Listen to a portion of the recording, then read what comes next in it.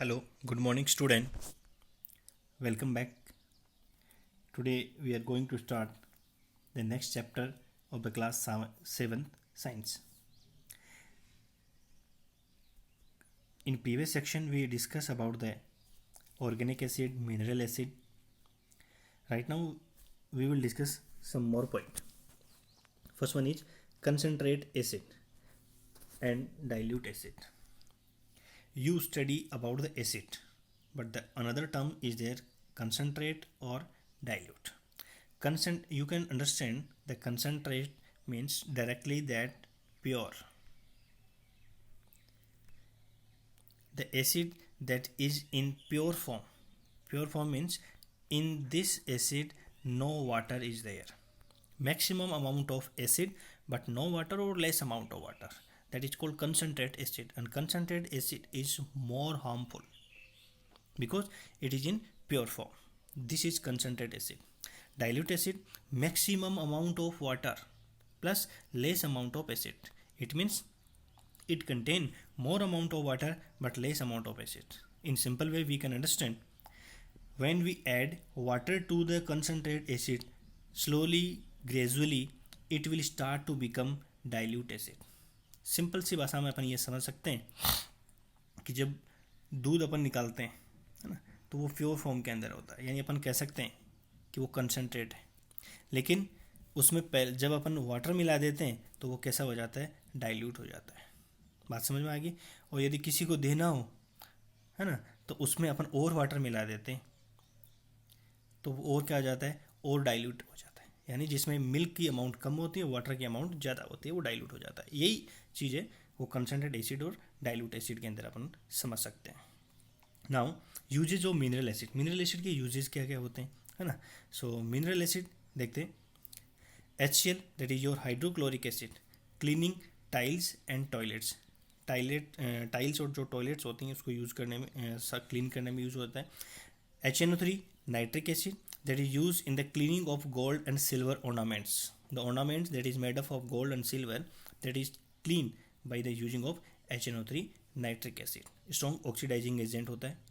H2SO4 sulphuric acid, it is use in the lead acid batteries. Lead acid जो batteries होती है उसके अंदर अपन इसको यूज़ करते हैं। सो ये था एसिड के बारे में। Now we will start about the another point और topic important compared to acid, that is base. Base that are bitter in taste. Already we have discussed that you should not test any type of substances that may be harmful for your skin.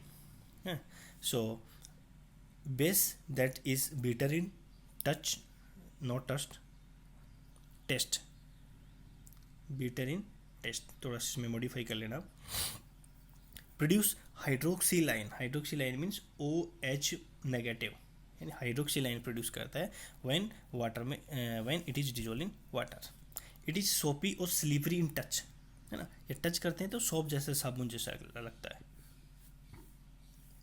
Basis which are soluble in water, that is called alkali. Means, one minute,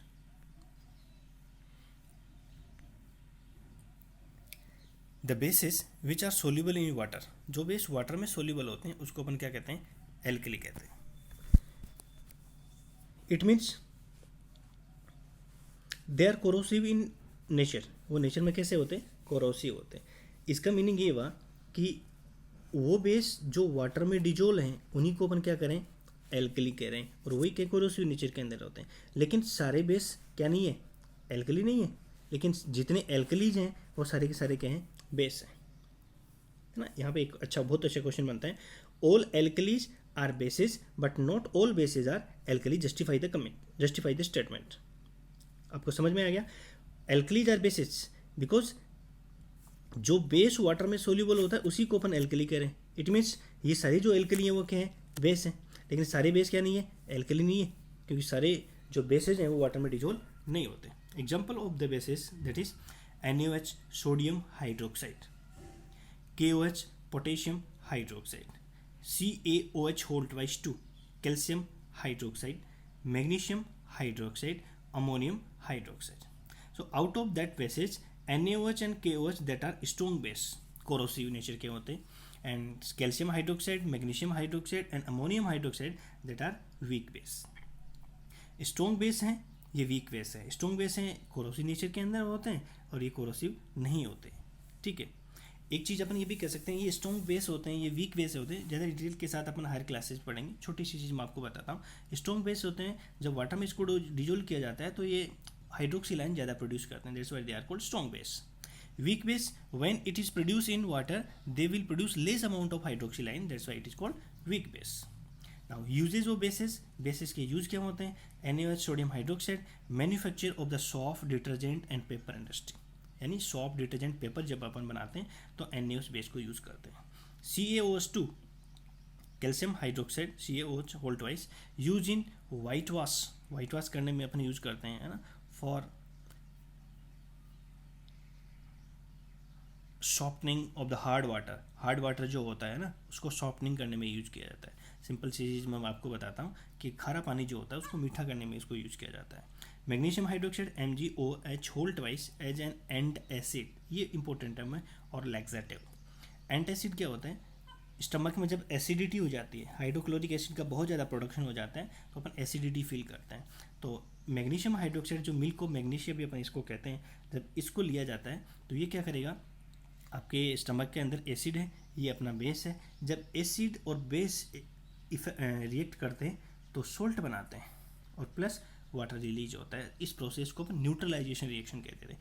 यानी acid क्या करेगा, sorry जो base है वो acid का effect खत्म कर देगा, ठीक है, और एसिड है वो बेस का इफेक्ट खत्म कर देगा। यानी दोनों, न तो एसिड रहेगा न बेस रहेगा, वो क्या बन जाएगा, न्यूट्रल हो जाएगा, ठीक है। तो अपन को कंफर्ट फील होता है ना, जब अपन मिल्क को मैग्नीशिया यूज करते हैं। ये एज ए लैक्सेटिव भी यूज किया जाता है।